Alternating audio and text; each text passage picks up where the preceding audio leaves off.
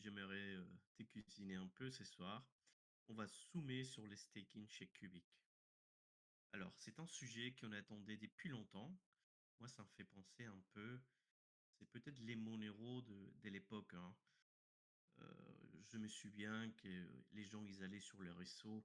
Mais quand est-ce qu'il va arriver les staking? Quand? When? Bon, finalement, il était arrivé de la même manière que Monero, il l'approche aussi.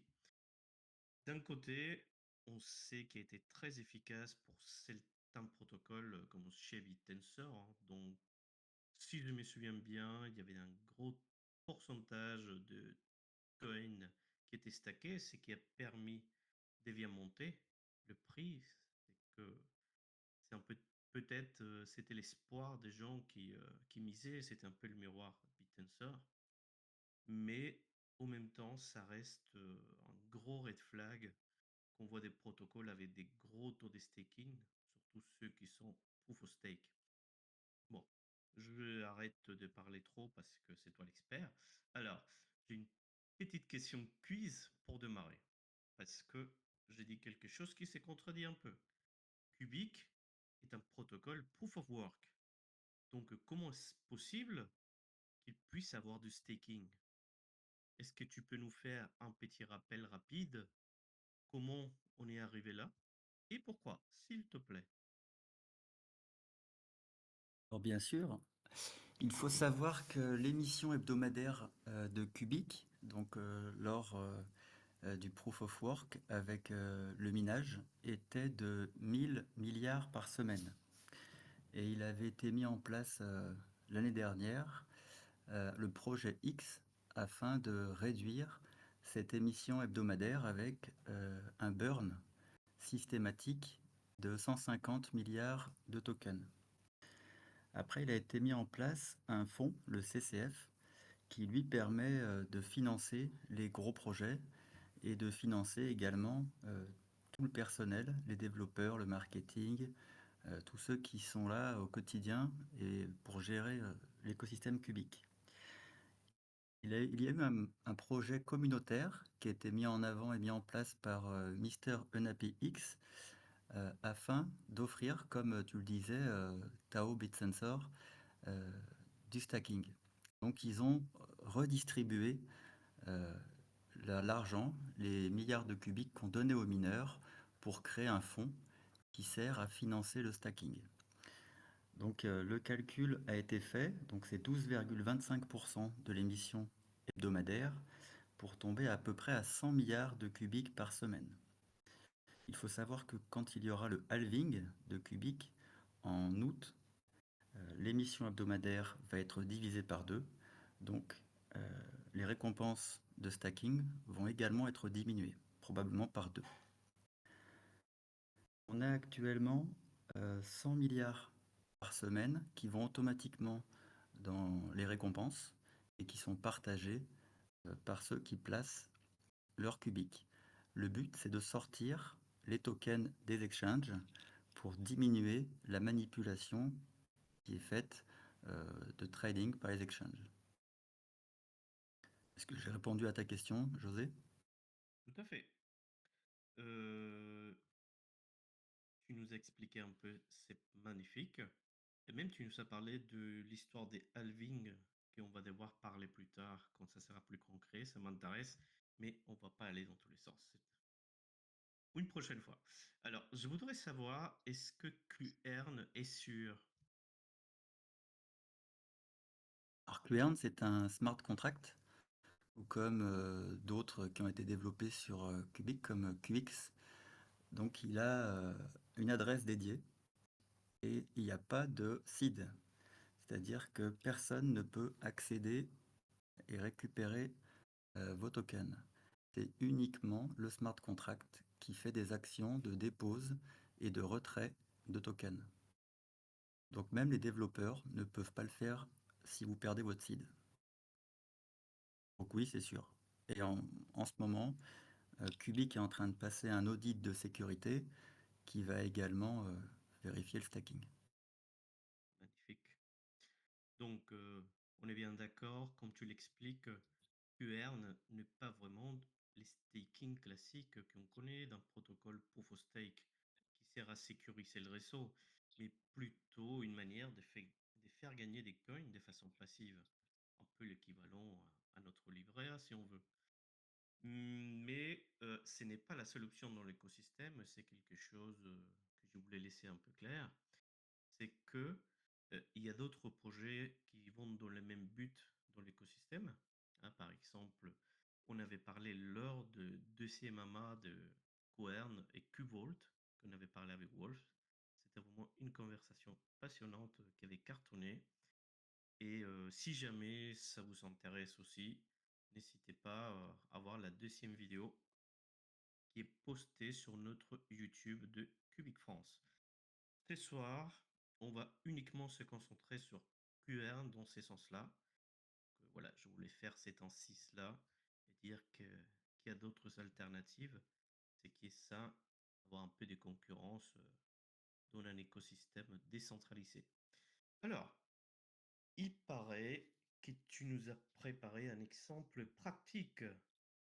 Est-ce que tu voudrais nous montrer comment que ça fonctionne si les systèmes techniques ils nous le permettent? Alors, on a déjà fait un entraînement avec Seb. Si tu peux me donner la main sur le partage d'écran.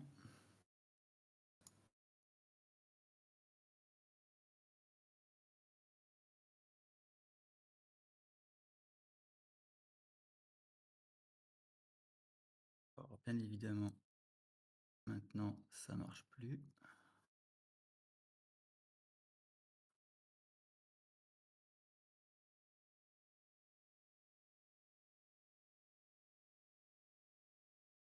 Ça y est, voilà.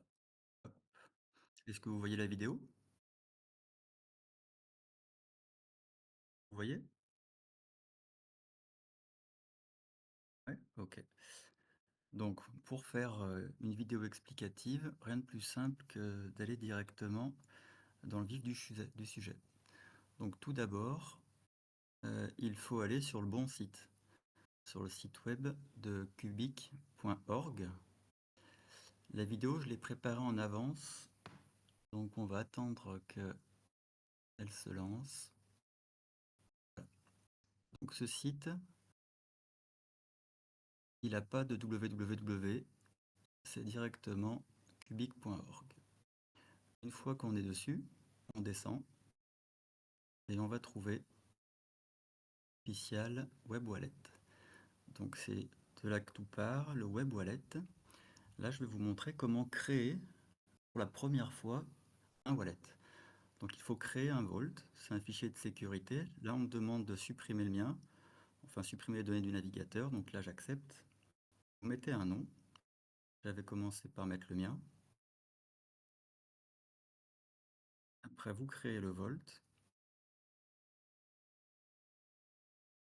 Vous changez le nom si vous voulez pour le premier account. Vous avez votre seed ici qui apparaît en minuscule. Donc pour les besoins de la vidéo, je les ai copiés dans un fichier Word, mais je vous déconseille de le faire pour des raisons de sécurité. On a créé l'adresse. Il faut rentrer un mot de passe pour sécuriser le fichier Vault. On télécharge et après il veut vérifier que ça marche, donc on l'importe.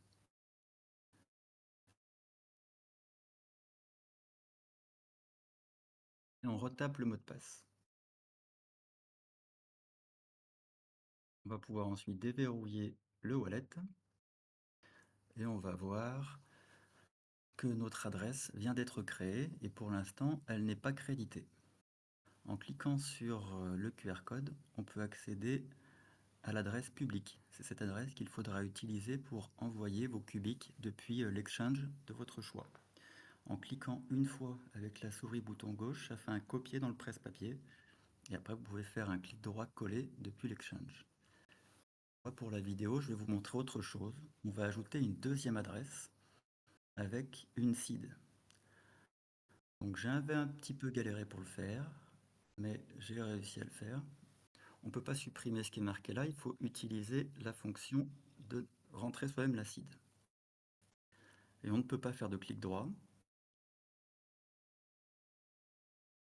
Il faut simplement, je vais me rendre compte plus tard, appuyer sur l'insert rouge. Ça peut être utile si des fois vous avez besoin de regrouper plusieurs wallets dans un seul fichier Vault. Ça peut arriver si vous avez une version Android, une version Apple, un desktop wallet et que vous voulez tout regrouper ensemble. Donc là, on voit que l'acide a été copié. On va l'ajouter. On retape le mot de passe de notre fichier Vault. Ça nous génère un nouveau fichier Vault. Donc c'est le dernier qui est téléchargé qui aura les deux adresses. Pour l'instant, on ne voit pas les qubits qui sont dessus. Il faut attendre que ça s'actualise sur le réseau et on peut utiliser pour ça le bouton d'actualisation. Voilà, donc j'avais crédité 15 millions de qubits pour faire les essais sur la vidéo. La première étape, ce sera d'envoyer ces 15 millions sur notre adresse. Donc on a la fonction paiement qui nous permet d'envoyer des qubits et uniquement des qubits d'une adresse à une autre. Donc là pour la peur, ce sera la deuxième adresse. On peut utiliser le carnet. Et là, on peut taper manuellement le montant. On voit bien qu'ici, j'ai mis 15 millions sur les 15 millions présents sur l'adresse. On nous dit que ça va être valable dans le tick 470. On est actuellement au tick 455. Donc dans une quinzaine de secondes, le transfert va être fait. Par contre, ça ne s'actualise pas tout le temps. Parfois, il faut actualiser la page. Donc là, on voit que le transfert a été fait de l'adresse qui était l'exchange vers l'adresse qu'on a créée tout à l'heure. Pour le stacking, il faut aller sur l'onglet QRN. On rentre l'adresse où se trouvent les qubits à stacker, on la sélectionne et on rentre le montant. Donc j'ai volontairement pas mis les 15 millions, mais les 14 millions, parce qu'on peut avoir des fois des difficultés à déverrouiller si on n'a plus de qubits sur l'adresse. Ça prend un peu plus de temps que pour un paiement classique.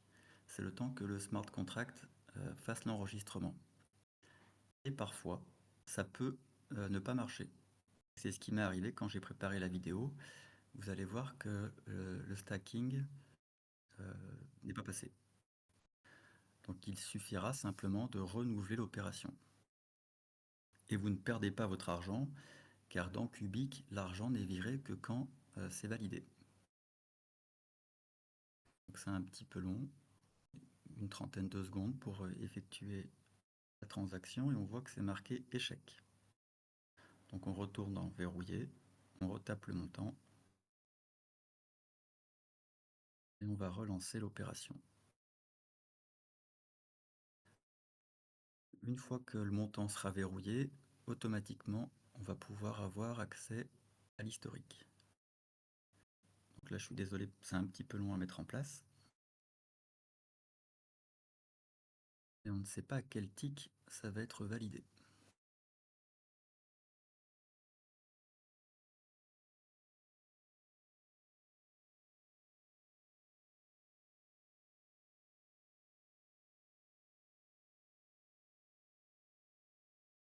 Et ça va pas tarder à arriver en quelques secondes.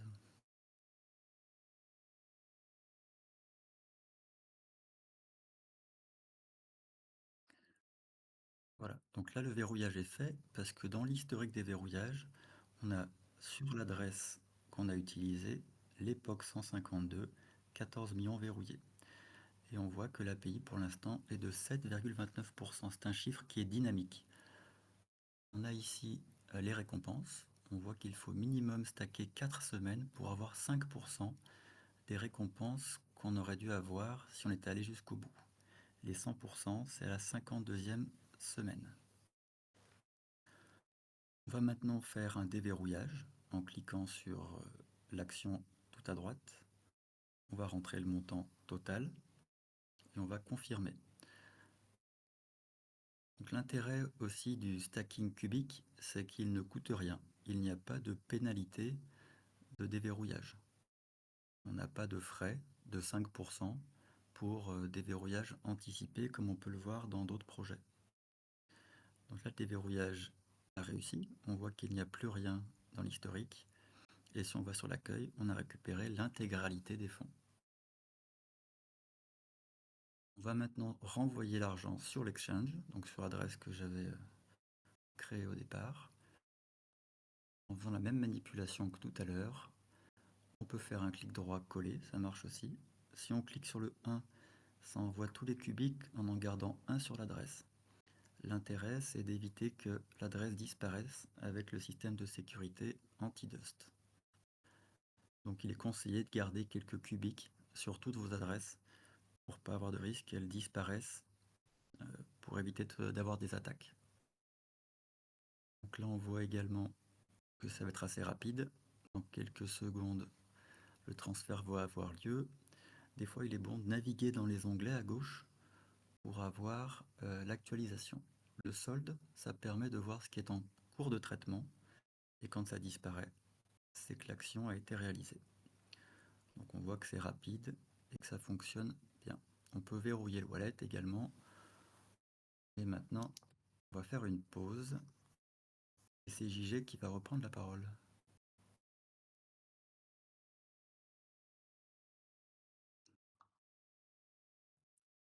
Encore là, JG?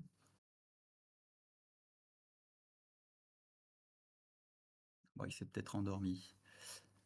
Donc la suite des choses. T'es là? Excuse-moi, j'avais désactivé le micro. Donc, on voit, franchement, c'est magnifique. C'est très clair, très concis. On voit que Cubic, il a mis l'effort. En tout cas, Mister Unapi, il a fait quelque chose de très accessible pour tout le monde, hein. Je me souviens quand, justement, j'étais très early chez BitTensor et tout ce qu'il y avait à faire pour mettre un staking sur Polkadot, c'était un parachain des Polkadot, c'était vraiment complexe pour les gens qui se connaissent pas trop en informatique, hein. Là, on voit que c'est simple, c'est précis, c'est beau, c'est magnifique. Bien, pour finir un peu sur Coern, euh, on peut parler un peu des nouveautés parce que ça continue ramener des choses, hein. J'ai vu passer une nouvelle application qui fait parler d'elle. Est-ce que tu as eu l'occasion de la tester? Qu'est-ce qu'elle apporte de plus?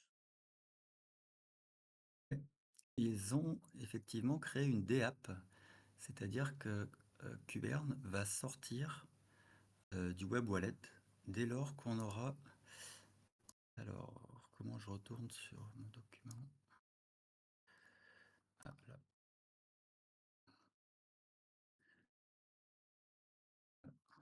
Excusez-moi, j'arrive pas à relancer la vidéo.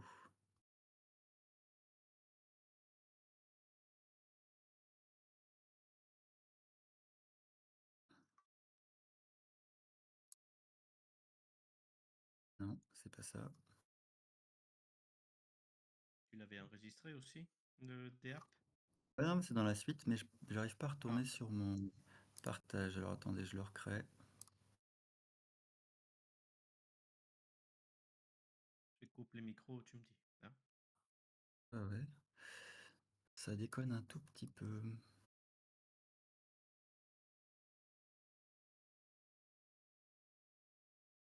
Ok, donc là, on retourne sur la vidéo. Donc le site de Qern, à la différence de Cubic, on a 3 W devant. Et ce site, pour l'instant, on ne peut pas s'en servir parce qu'on n'a pas le Wallet Connect ni MetaMask, mais on a les mêmes informations que sur le dashboard de Cubic. On a par contre des options de verrouillage directement accessibles comme sur le site Qtree. Probablement que dans les mois qui viennent, ce sera possible de s'en servir. Par contre, on a un tableau de bord très intéressant qui nous permet de vérifier époque par époque les pourcentages, la répartition, la partie brûlée, la partie distribuée, et les gros wallets. Donc on voit les exchanges, Gate, MEX, on voit Qern et on voit les utilisateurs. Après, on a aussi la même chose, mais un peu plus argumentée, sur les API, le montant total qui a été brûlé, et la TVL, le montant total qui est stacké. Donc là, actuellement, 21 milliards de stackés. L'API moyen est à 8,26%. Voilà, donc ça c'était pour Kuvern. Si tu veux reprendre la place, Seb, pour le partage d'écran.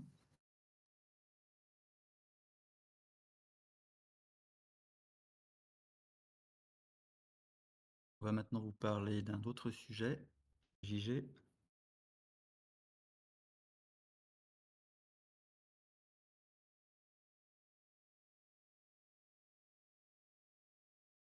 JG, t'es pas par là? Tu parles à qui? C'est à moi? Ouais, Ah, d'accord. Excuse-moi. tu peux enchaîner, vas-y. Bien.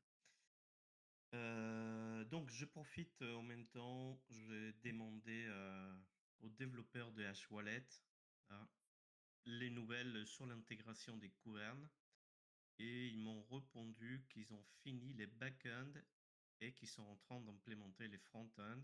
Ça se dit comme ça en français? Back-end, front-end? Et qu'ils pensent pouvoir proposer Quern déjà en phase bêta, probablement à partir de la semaine prochaine. Après, niveau développement informatique, on ne sait jamais, vaut mieux pas trop ça avancer, mais bon, c'est très très proche. Bien. Est-ce qu'on peut parler un peu des sujets qui fâchent? T'es prêt, JJ? Ouais. Alors, je sais que tu suis les stats des couleurs de près. Qu'est-ce que t'en penses en général actuellement? On parlera après des burning et des APA. Qu'est-ce que t'en penses pour l'instant des quern à niveau des chiffres, à niveau de... oui, c'est ça, à niveau des, des taux de staking, tout ça. Pour l'analyse des chiffres, on voit qu'on a encore un rendement, un taux API qui est inférieur à 10%, alors qu'on voudrait tous avoir au moins 10% de gains annuels, mais on peut se projeter en se disant que une partie de ceux qui ont stacké vont vouloir vendre des cubiques cette année, en cas de bull run ou en cas d'hausse du cours de cubique très important. Donc il ne faut pas s'inquiéter, il faut maintenir ces tokens dans Qern et attendre des semaines, des mois, et le taux va probablement augmenter parce qu'il augmente actuellement de 0,1 à 0,01% par époque. On est à 8,26% de moyenne d'après le site internet, ce qui est déjà pas mal, mais on a des époques qui sont à 14%, comme la 143, et d'autres époques qui sont à 5% et quelques pour la 141. Donc nous, ce qu'on conseille, c'est de stacker un petit montant toutes les semaines, plutôt que de tout stacker d'un coup, pour lisser un peu les récompenses. Alors bien évidemment, si vous pensez tout vendre vos cubiques cette année, si vous stackez toutes les semaines, à la fin, vous n'aurez pas toute l'intégralité de la récompense, car c'est progressif, le pourcentage. Tu as parlé du burn, José. Effectivement, les cubiques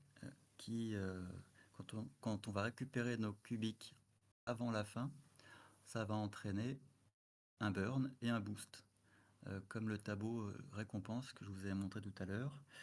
Et donc actuellement, on a 15,7 qui ont été brûlés, trions brûlés dans l'écosystème cubique, mais ça correspond à 82 milliards pour Qvern. Et en fait, ce serait des milliards qui auraient été brûlés de toute manière, parce qu'ils étaient auparavant brûlés par le Supply Watcher. Avant qu'on ait Qvern, comme je vous disais en introduction, on avait 150 milliards de cubiques qui étaient brûlés toutes les semaines pour réduire l'émission hebdomadaire. Et on a réduit ce burn pour financer Qvern et le CCF. Donc finalement, niveau burn, on a un petit peu moins avec Qvern que si on ne l'avait pas dit. Par contre, on a 21 triards qui sont verrouillés, la TVL, et ça, c'est quand même très important. D'époque en époque, la circulation des tokens diminue. Au lieu d'avoir une inflation du nombre de tokens circulant, on a une tendance à la baisse. On était à un peu plus de 115 triards, et là on est à 114,9. Toutes les époques, c'est en baisse parce qu'on a du stacking. Alors effectivement, euh, les gros portefeuilles, ils stackent énormément, tout comme nous, les petits portefeuilles. Donc des fois, on a la chance d'avoir des bons taux et des fois, on n'a pas de chance. On est avec des personnes qui ont des milliards et des milliards et des milliards et ça prend de la place. Est-ce que tu avais Par rapport aux APA, personnellement, je t'avoue qu'avec le feu de la baisse de prix qu'on a eu ces derniers jours, je me levais le matin, je me disais, bon, on souffre, mais j'en suis sûr que les gens, ils ont arrêté les staking. Au moins, nous qu'on y croit, on va avoir des gros pourcentages, on va se faire bien. Écoute, j'ai un corps de staking à 5%. Les gens, ils bougent pas du tout. Est-ce que c'est, dès ton point de vue, est-ce que c'est décevant ou bien au contraire, est-ce que c'est un signe de solidité des holders de Cubic? Eh ben, c'est une solidité des holders. On voit que ceux qui sont dans le projet, ils craquent pas, ils n'ont pas vendu pendant la baisse du prix du cubique jusqu'à 700 par milliard. On avait fait un peu l'analyse des portefeuilles et effectivement, il y a eu des mouvements, surtout sur les petits wallets. Mais au final, comme le taux de stacking n'a pas beaucoup diminué, on peut se dire que les gens n'ont pas relâché leur cubique. C'est efficace. Et les gens sont assez solides quand même dans l'écosystème. Bien. On a des questions, mais on va les laisser pour la fin, hein. Vraiment, merci pour tous ces éclaircissements que tu nous as fait. Franchement, c'est toujours très très clair avec toi. On est ravis. Bon, ce qui est juste embêtant, c'est que ça donne envie de demander, de poser des questions sur d'autres sujets encore. Mais bon, on laissera pour plus tard, hein. Alors, tu voulais profiter aussi de ce soir pour répondre à une question que nous pose souvent. On a plein de tokens, de shares et des choses comme ça. Et il nous dit comment on fait pour le changer, comment on fait pour les vendre. Parce que en attendant le DEX officiel des cubiques, il y a quand même une façon très simple de le faire une fois qu'on connaît la méthode. Avant de parler de ça, est-ce que tu saurais nous dire où il est actuellement le DEX des cubiques? J'ai vu passer une page internet tout à l'heure, c'est sympathique, mais je te laisse à toi qui est toujours aussi bien informé. Alors, il y a effectivement du mouvement sur le DEX qui s'appelle QX, qui est un smart contract, le premier gros smart contract de l'écosystème qui a généré 1 trilliard de burn. Et il y a pour l'instant qu'un seul euh, comme outil pour s'en servir, c'est MinQX. Mais on en a deux autres en développement. Je vais vous montrer les screenshots si je peux.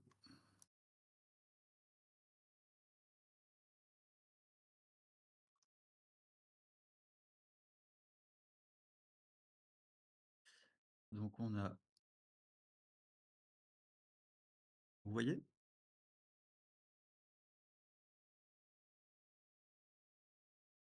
c'est le dev On voit. QX. Donc ça a fuité sur le channel QX. C'est une modification de QX Dashboard avec connecter le portefeuille ici et qui a Connect Wallet et MetaMask. Et donc, ah, ok. Donc je pourrais pas vous le montrer avec, je peux pas vous le montrer comme ça. Je ne sais pas pourquoi.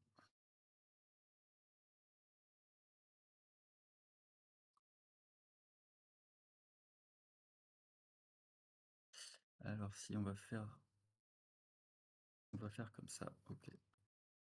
Donc là, c'est sur mon ordinateur. On est sur le site dev.qx.cubic.org qui nous amène sur ce site et on peut connecter les wallets. Pour l'instant, c'est pas disponible. C'est un peu comme l'AD app de Qern, mais ici, on pourra faire probablement des échanges avec tous les actifs. Et on a aussi Cubic Trade qui ressemble un petit peu à SafeTrade ou équivalent. On pourra connecter effectivement ici le wallet également. Donc ces deux projets-là sont en cours de fabrication. Par contre, on en a un qui fonctionne, que je vais vous montrer. J'ai préparé une petite vidéo à ce sujet, c'est MinQX. Avant de passer à la vidéo, les deux choses que tu nous as montrées, c'est deux projets concurrents, c'est quoi vraiment? Honnêtement, il n'y a pas beaucoup d'informations. DevQX a fuité sur le canal QX et l'autre projet, c'est peut-être un des développeurs qui a mis un lien sur pareil, QX. Les premiers Personnellement, que tu avais mis, je l'avais partagé sur Telegram et je t'avoue que je me suis fait rappeler à l'ordre en disant mais comment tu as accès à ça? J'ai mis le lien Discord et dit ah bon d'accord, il n'y a pas de ouais, problème. ça a fuité, c'est ça. Et le deuxième, c'est plus, ils ont proposé, peut-être pour avoir des financements, ils ont montré un peu où ils en étaient. Et ça pareil, ça a fuité aujourd'hui sur le Discord. Par contre, il y a Neuron99 qui a développé une application, MinQX, qui permet déjà de trader euh, et de générer, alors peut-être pas encore, mais des tokens via QX. Je Donc on va vais te pouvoir regarder, laisser avec MinQX. on va regarder comment ça marche. Ouvre le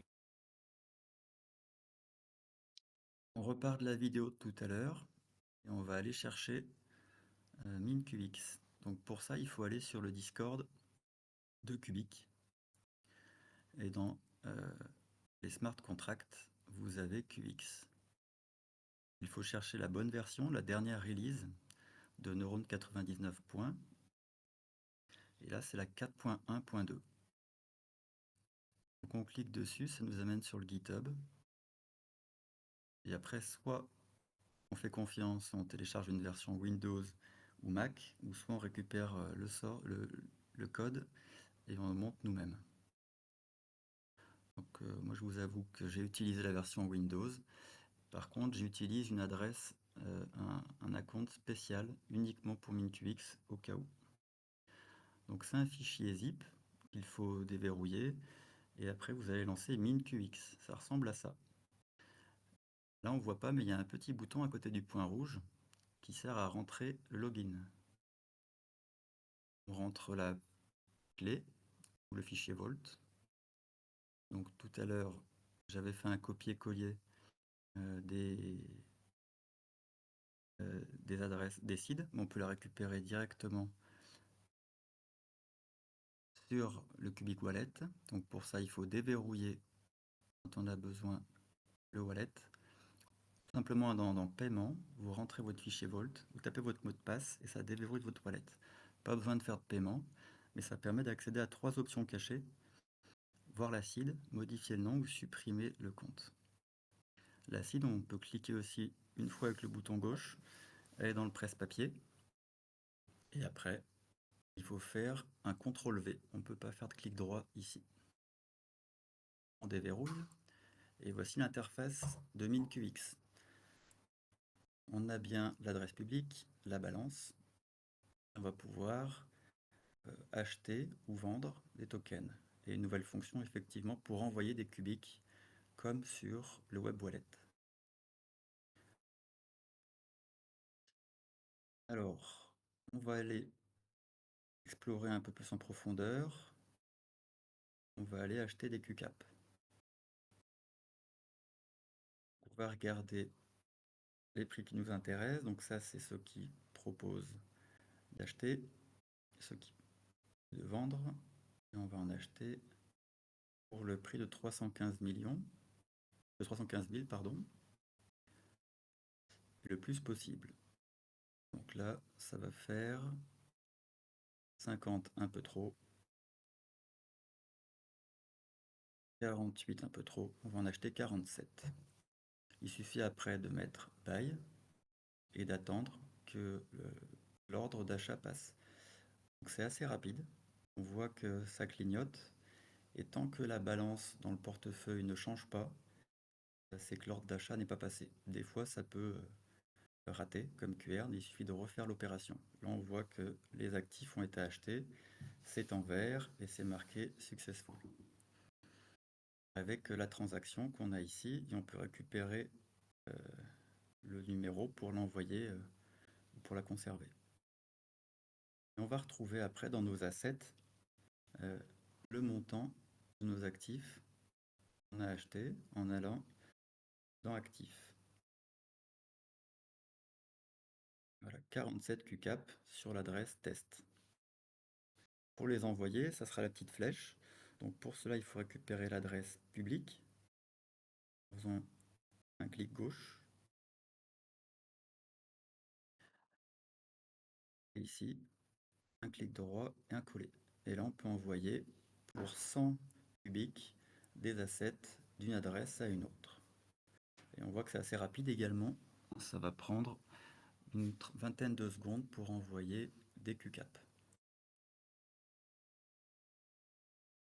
Il faut souvent rafraîchir avec le bouton bleu pour avoir l'état des lieux des actifs. Voilà, on voit qu'ils sont passés de l'adresse test à l'adresse non adresse 2 qu'on n'a pas renommée.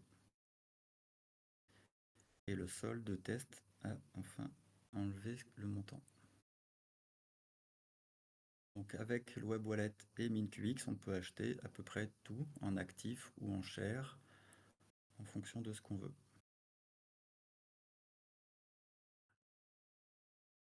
Il faut savoir que c'est mis à jour manuellement. Donc à chaque fois qu'on a une IPO, il faut que Neuron 99 ajoute le dernier actif qui est rentré. Donc il y a une mise à jour à faire. Il faut télécharger la dernière version. On a les prix d'achat et les prix de vente. Et sur cette vidéo, j'avais oublié de vous montrer comment placer un ordre. Donc il y aura une autre vidéo après. Comment placer et comment enlever un ordre avec MinQX. On peut déverrouiller également. Est-ce que j'enchaîne, JG, ou tu veux dire quelque chose?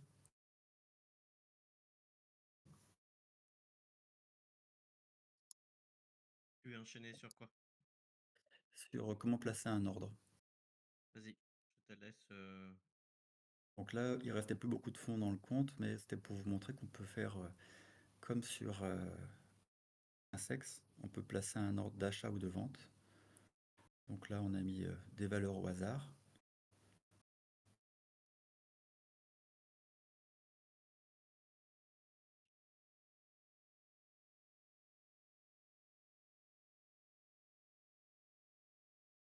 On va mettre sell, donc c'est la fonction sell qui est demandée. Ça va prendre une dizaine de secondes.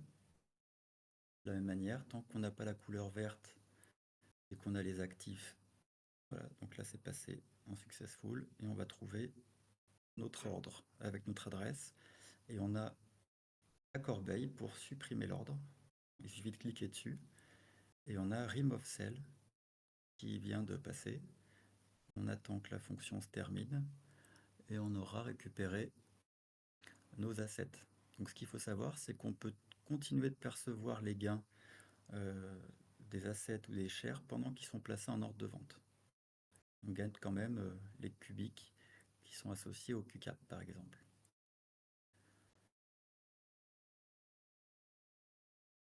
Et là on va faire la même chose en ordre d'achat. Donc on voit que c'est quand même très rapide. Et c'est sans frais. Les frais sont uniquement pour celui qui vend. On a 0,3% de frais. Donc là on voit que l'ordre est passé également. De la même manière, on peut le supprimer en cliquant sur la poubelle. Il y a une fonction dans MinQX qui permet de voir tous les ordres d'achat, c'est la fonction Your Orders. On va regarder rapidement et après on aura fait le tour logiciel. Donc voilà, là il n'y en a pas parce qu'on les a supprimés, mais c'est ici qu'ils peuvent apparaître.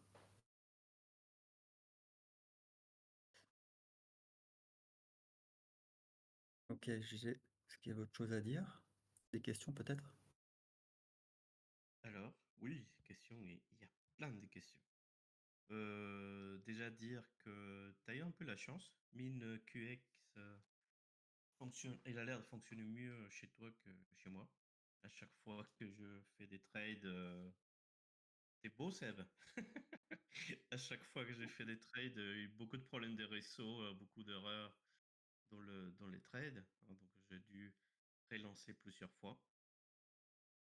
Mais c'est très chouette, c'est très chouette parce que sinon on n'a pas d'autre moyen de d'échanger tout ce qu'on veut à part l'OTC. L'OTC, il y a toujours il y a des risques, il y a toujours l'effet de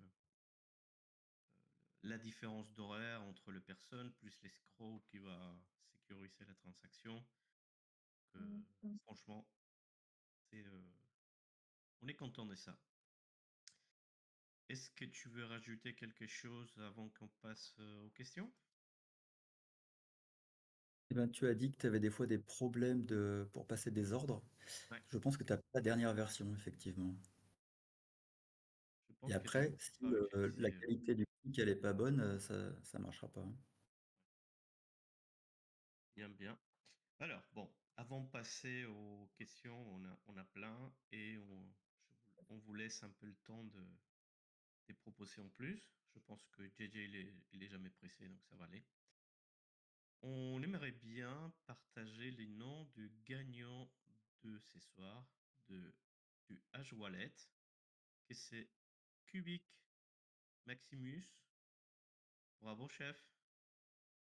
Ah, On t'enverra un félicitations. message privé pour comment le faire, hein. Voilà. Grand merci à Joalet pour cette carte offerte. Et pour nous, c'est une grande confiance pour continuer avec nos conversations, nos talks. On passe aux questions, JJ? Ouais, vas-y. Alors, c'est c'est notre cher ami Joke qui a commencé. Ah, il a édité, c'est pour ça que je ne voyais pas la question. Alors, hop, il est là. Donc, il nous disait que avec les potentiels halving, les récompenses seront affectées. Est-ce que tu peux en parler un peu de ça? Ah, on n'a pas le montant, mais effectivement, si on a une émission hebdomadaire qui est divisée par 2, en gardant un pourcentage fixe de 12%, on aura forcément les récompenses de pool qui seront divisées par 2. Donc il vaut mieux stacker ces cubiques maintenant qu'après le halving. Après, potentiellement, ça coûtera plus cher le cubique, donc il y aura peut-être moins de monde qui pourra stacker des gros montants comme c'est le cas maintenant. C'est pas Il trop. demande aussi si les gros portefeuilles, ils pourraient brûler plus de tokens. Pas des tokens, joke, c'est des coins. S'ils lock en lock régulièrement. Ah, je sais pas si ça pourrait marcher. S'il y a une sécurité pour ça. En fait, c'est pas vraiment le burn comme on l'attend, c'est plus des tokens qui auraient dû être brûlés par le Supply Watcher, qui sont mis à disposition pour faire des récompenses. L'intérêt de les brûler, cela, je sais pas. C'est plus les IPO, quand on achète des shares qui vraiment apportent du burn en plus et qui sont pas imputés à la récompense des mineurs. Je sais pas si tu vois ce que je veux dire. Je pense il y a un intérêt à tout prix de burn des tokens, histoire de contrer un peu l'inflation. Mais bon, l'inflation, la tokenomique, il a été modifié depuis le début, donc il n'y a pas non plus cette grosse urgence. Là, c'est surtout, je pense qu'il faut se concentrer ailleurs, tout simplement. Alors, Phil nous demande sur une question qui n'a peut-être rien à voir et que j'ai mal compris, mais comme je sais que tu aimes bien Cubic Capital, je te la pose quand même. Phil, il nous demande combien des QCAP pour être considéré comme riche si jamais Cubic qui va à 0,01 centime. Un Il peu dit compliqué. vraiment, c'est une vraie question. C'est un peu compliqué de le savoir, mais l'esprit de Cubic Capital, c'est d'acheter le plus de shares possible de smart contracts pour générer le plus de revenus qui seront après distribués entre les possesseurs de QCAP. Alors actuellement, j'avais préparé une diapo, mais Seb, est-ce que tu peux me donner la main sur le partage d'écran? J'ai pas pu tout à l'heure le faire, donc on va faire différemment.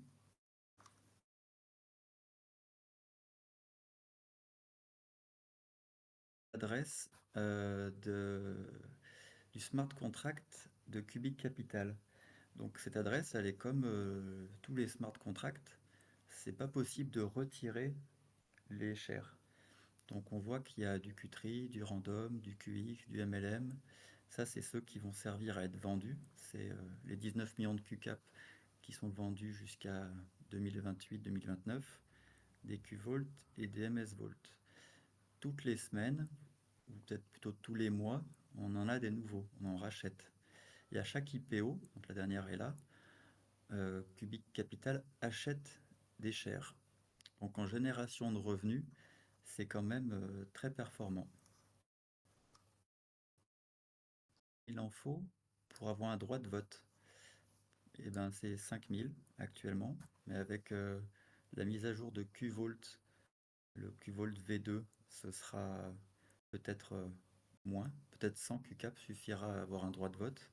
Et pour être riche, c'est très difficile de le savoir. Il y a des tableaux comme j'ai vu passer que montrait Razia, mais 1000 peut-être, ça peut suffire déjà à avoir une rente sympathique.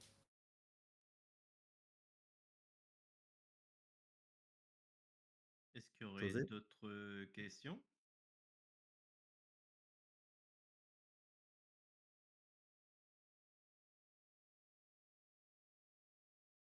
Et on dirait qu'il n'y a plus de questions. Est-ce que tu veux parler de quelque chose, GG? Est-ce qu'on a des Ou questions tu veux faire quoi? sur Twitter? Il y a des questions ou pas? C'est Quelqu'un une bonne regarde? question. C'est une bonne question. Alors, Rudy, peut-être il est sur Twitter?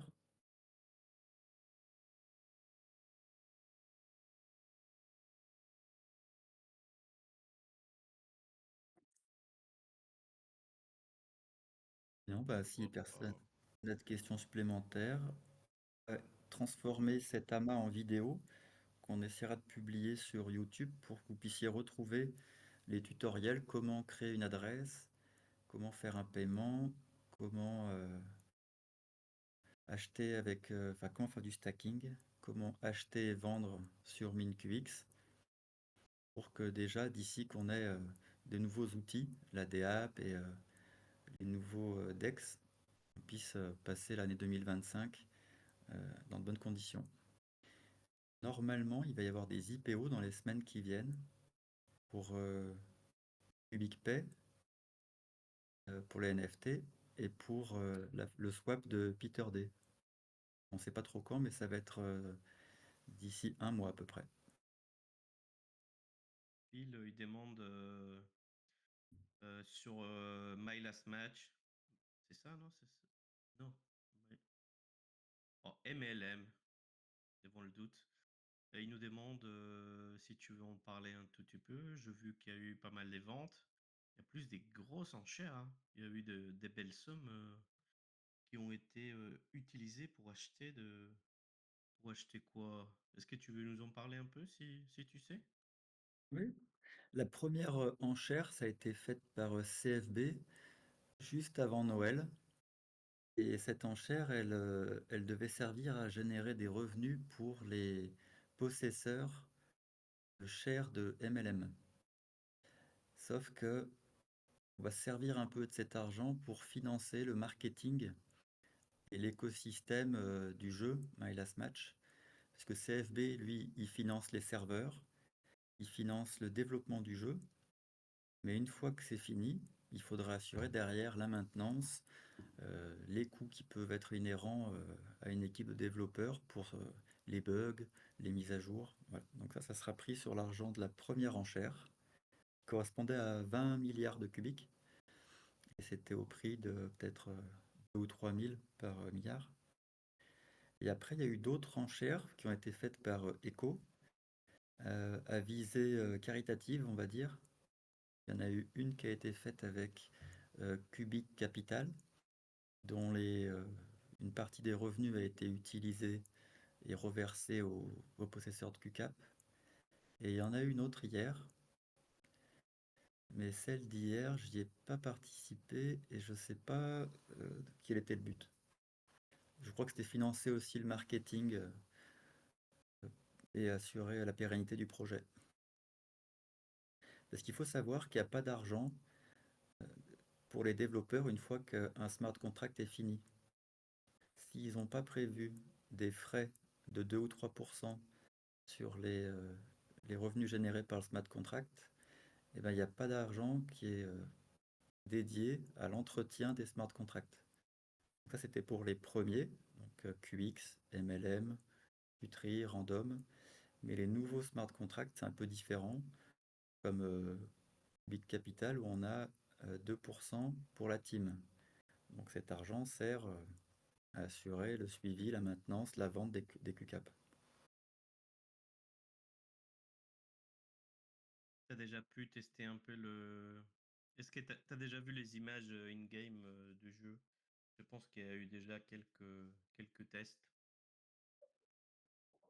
Le jeu My Last Match, on a des images sur le Discord.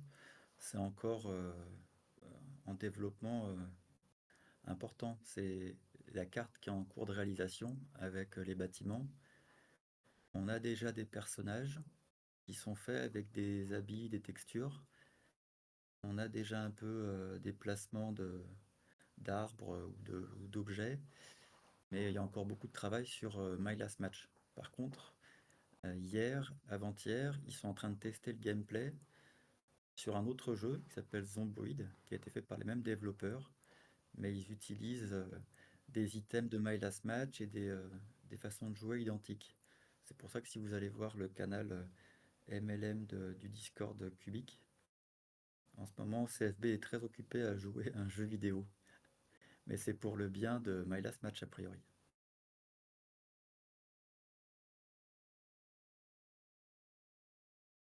Qui est déjà un jeu très connu, Project Zomboid. Moi, je le connaissais déjà d'avant, hein. C'est pas n'importe qui, donc si c'est les mêmes développeurs, franchement, je suis très agréablement surpris et je comprends un peu le choix de la part de Sergey des développeurs. Est-ce que toi, ça t'intéresse d'un point de vue investisseur ou tu vas jouer quelques parties avec la communauté? Alors, je crois qu'on est tous ici à peu près dans le même moule. On a tous un certain âge avec des enfants. Alors après, il faut avoir le temps à consacrer à faire des jeux vidéo. Alors c'est sûr que si Cubic nous permet d'avoir un peu d'argent cette année et qu'on pourra s'accorder un peu de temps pour faire des jeux vidéo, je serai le premier à aller faire des jeux vidéo. Et si c'est pas le cas, j'ai assuré mes arrières, j'ai acheté pas mal de choses dans MLM. Des shares, des objets. D'ailleurs, on peut trouver des objets pas très chers hein, en OTC avec Echo surtout. Et les shares sur MinQX, ça a pris un peu de la valeur, mais c'est encore accessible. CFB en a 50, 50 shares de My Last Match, et il a 50 QX, en tout cas c'est ce qu'on en sait. Il peut en avoir beaucoup plus. C'est son bébé, en tout cas, on voit le jeu, franchement. Moi, en tant que joueur, ça donne envie. Et j'ai vu que la communauté de Cubic, il a fait un jeu aussi sur mobile. paraît qu'ils ont gagné aux Espagnols. Donc félicitations les gars. J'espère que ça, c'est quelque chose qu'on parlera peut-être avec Gracia ou avec les copains qui sont plus joués, mais c'est super intéressant cette bataille entre communautés, dans la bonne humeur, c'est c'est très très bien. Euh, Attends, tu me dis quoi là? Peut-être que tu peux finir sur une petite publicité sur ce qui arrive à Madrid. Bien sûr. Donc on a le hackathon bientôt à Madrid, dans quelques jours. Ça va être un événement vraiment très très important. Il paraît qu'il y aurait déjà 80 développeurs et ça continue encore d'augmenter. On a beaucoup de surprises et là c'est plus qu'évident que Cubic France il va vous donner toutes les informations qu'on va recevoir. Il y aura des streamings, on essaiera de vous le traduire. Mais bon, peut-être ça sera même pas nécessaire parce qu'il y aurait une petite surprise préparée. On vous racontera plus bientôt. Et de toute façon, Ouais, on fera des communications sur ça.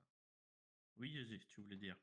non, c'est bon, je pense que on va pouvoir arrêter la session à bas, hein. Je pense qu'on a fait le tour. Parfait, parfait, parfait. En On vous tout souhaite cas, une bonne soirée. Merci d'être venus si nombreux pour nous écouter. un très grand merci, JJ, pour cette soirée qui était encore une fois géniale. On a appris énormément, hein, et pas besoin de dire qu'on va se revoir, hein.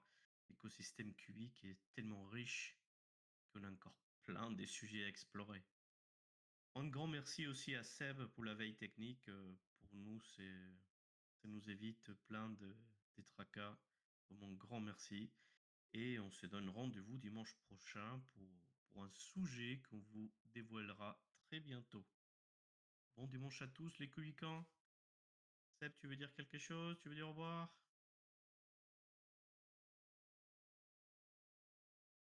Ah, super. Ah, c'était top. Merci à Euh, tous. Merci Seb. Merci José. Au revoir. Ciao.